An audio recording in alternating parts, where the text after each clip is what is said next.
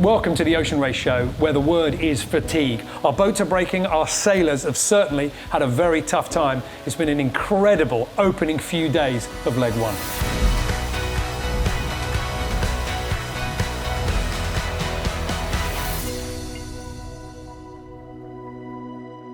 At the end of our last show, we left our sailors in big breeze, big seas, and with plenty to deal with. First up, it was Team Wholesome PRB with rudder problems, and skipper Kevin Escoffier having to go over the stern in the dark. We noticed that the autopilot was struggling, and checked over the back for the rudder and realised that the quadrant has moved up on the stock of the rudder shaft. So yeah, we put the other rudder down as a safety. So Kevin is currently fixing it. Viva Mexico were forced to suspend racing on Monday due to a tear in their mainsail. They got the boat and the crew safely to port, and today the word is that they are back on the water once again, heading to Cabo Verde.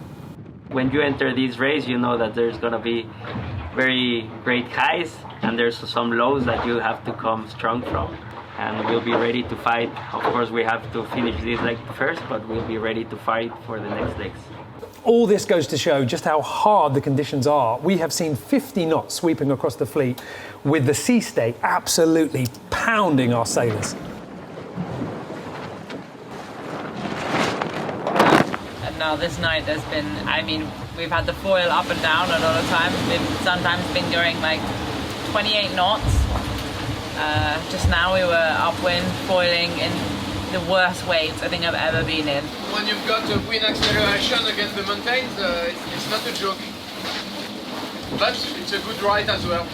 We expected quite a bit of breeze, but basically we always had the strategy when it's getting too strong that we're gonna sail towards the Spanish coast to look for a little bit protection, but no protection at all. The most wind we saw was almost 60 knots. Any of our rookies that came into this edition of the Ocean Race wanting to gain that experience and be able to call themselves an ocean racer, well, I hope they are still glad about what they've taken on, because certainly all of these sailors here are inexperienced no more. So what does this mean for our sailors? How difficult is it out there to race on the water? Well, we noticed something a little bit funny on the tracker. Just take a look at this. This is Guyot Environment Team Europe, and the path that they left behind them. This is Monday afternoon, and for a while they were actually heading in the wrong direction, all the way back to Alicante. What happens here was the sailors needed to change to their smallest sail as the wind was so high. That meant going up on deck. Well, to achieve that, they had to bear away and head away from the wind, away from the finish line, back to the start. But sailing away from the wind means less breeze blowing across the deck. So it becomes a race to get up to the front of the boat, quickly get the storm jib up and get going again. Also, Team Militia having to do big bear aways in their track every time that they wanted to change the sail. And all the while that you're doing this, you still need to live on board. You still need to cook. You still need to sleep. You need to do, well, everything that comes after that. You need to find a way to get energy into your body. Now, on the Amokas, our teams have got very simple systems. It's just a hot water boiling system. And it's pretty much the same as what we see on the VO65s. Then it's just a case of not burning your hands with the hot water, pouring it into your food to rehydrate it, and then trying to find somewhere comfortable to be to get that food inside you. For the first few days in the legs, a little chance to eat some fresh food, but those chances are not really going to be there on the longer legs. And also, the ride is going to get more and more uncomfortable.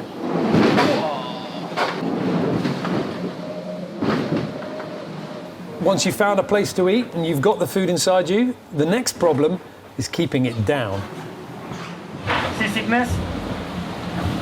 Yes, day number 2. Going from side to side, it's really hard to see anything. Actually starting to feel a little bit seasick. Never had that before, but we'll see how that turns out.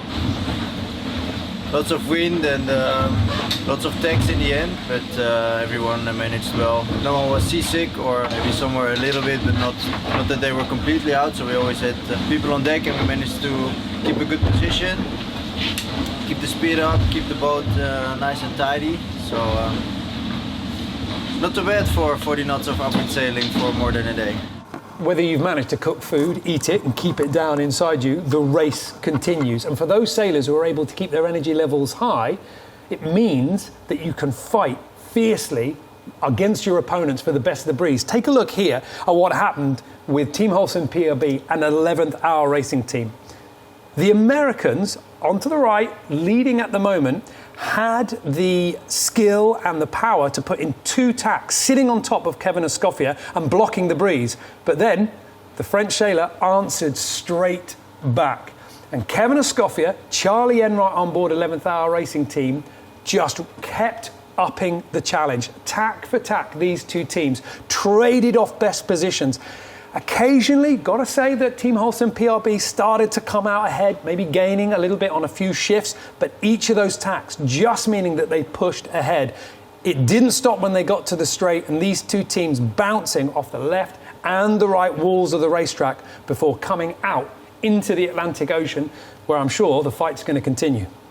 Not just for our new leaders, Team Holcim PRB, but for all of our sailors, shipping can become a really big issue. Now, both the IMOCAs and the VO65s carry an AIS system on board. This is an automatic system that lets boats warn each other if they're getting a little bit too close.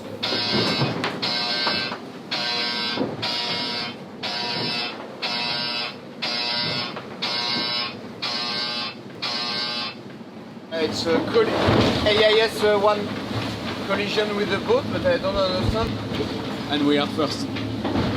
Yes, the first boat of the fleet passing there. There is plenty before us. And we'll have to work a bit on the main.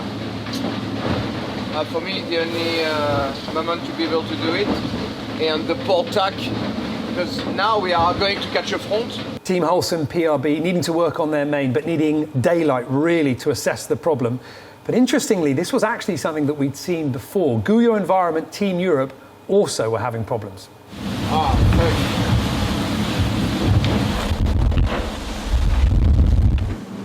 And we have 2 buttons brake, I mean.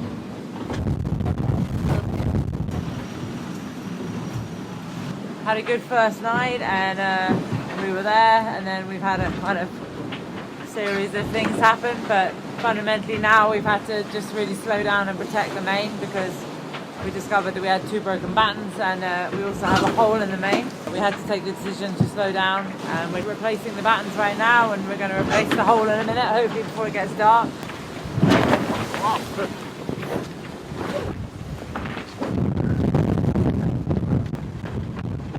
We have just repaired the sail. Yeah, we are happy. Very good job of the team to repair it. So now we have buttons, we have sail, and the boat is coming back at 100%. So never give up, keep pushing, and we'll see at the end in Cabo Verde.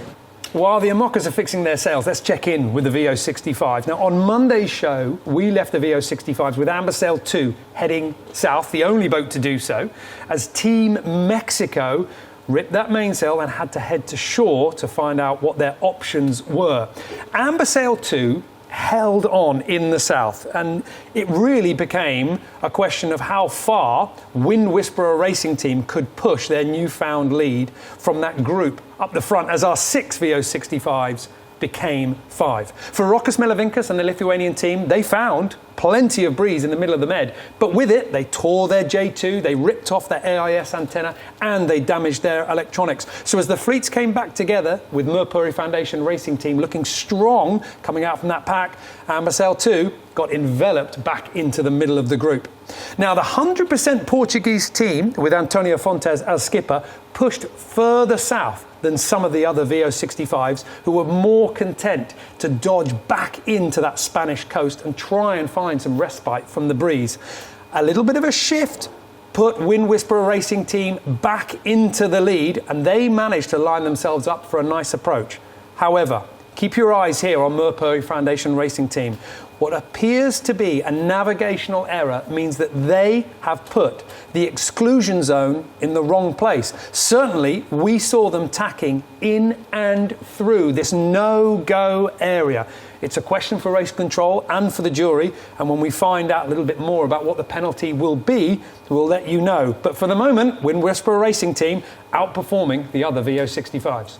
Whether they're in the lead or behind, though, for all of our sailors on the VO65, coming through that Strait of Gibraltar, a special moment. Finally, crossing Gibraltar has been a very rough night, so I can't wait to turn left and hopefully get some diamond sailing in, because this has been a hectic night.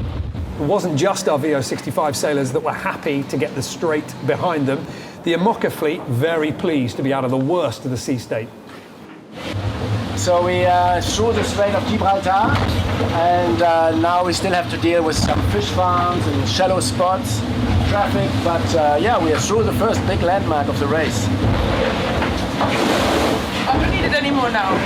Well, fingers crossed, but let's enjoy the moment. Yes. Meanwhile, as the sun was now up, Team Holson PRB could assess the damage to their mainsail and make their plans. This morning, daylight, we noticed a tear in the main pretty bad near the area. The only thing we can think of is that it's happened during attack and the jib flogged onto it. Preparing a patch so that it will glue onto the mainsail, a mainsail that's wet, that's salty, that's flapping around in 40 plus knots of wind, and you've got to carry this huge sheet of what is now effectively fly paper. Trying to get this thing to stick on is quite the operation. Now our 5 Amoca teams were out of the Strait of Gibraltar and into the Atlantic Ocean. The decisions became a little bit easier, and the race developed into a drag race with Team Holson PRB and 11th Hour Racing Team both fighting it out for the lead, and their tracks diverging. A bit of a disagreement as to what's the best way to find the fastest path down to Cabo Verde. Team Militia putting on a big surge to hold on to 3rd place and possibly still within reach of the boats ahead. With Biotherm just behind, though, they will be needing to think about some defence and hold on to that 3rd spot.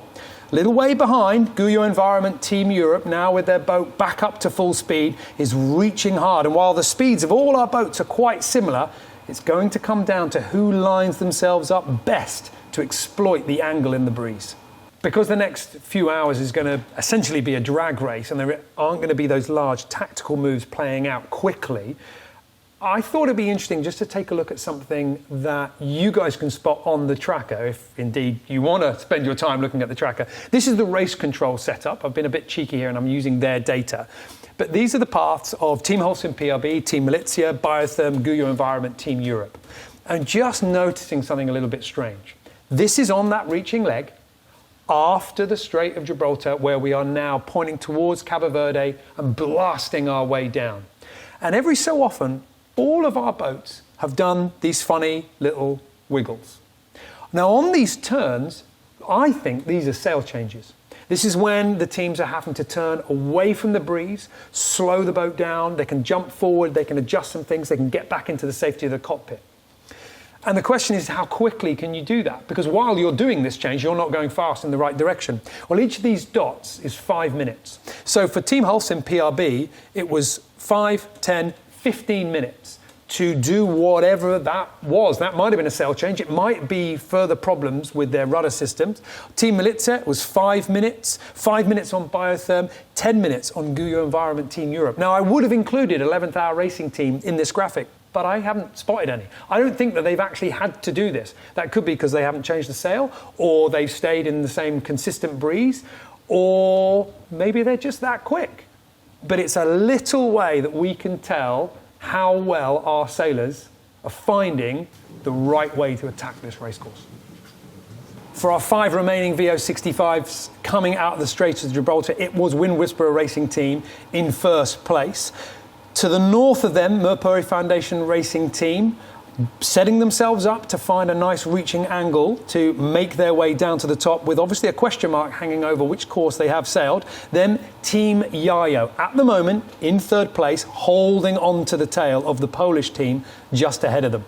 Closer inshore was Austrian Ocean Racing, powered by Team Geneva, and they might find themselves on the right side of a wind shift if they can keep their speed up. A little way behind them though, Amber Sail 2 with a less than perfect line. Few wiggles in their course, meaning potentially some sail changes or some difficulties finding their balance. No matter where anyone was in the VO65 fleet, every sailor was relieved to be out of that sea state and finally enjoying the chance to get the boats ripping. Oh yeah!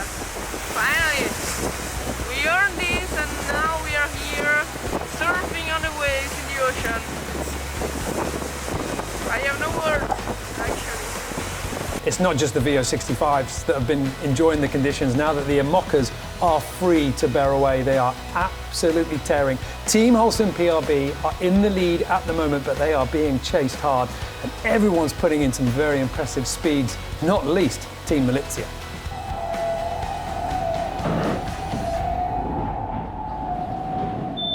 What's the max speed, Will? I think we've seen 33.7 this morning.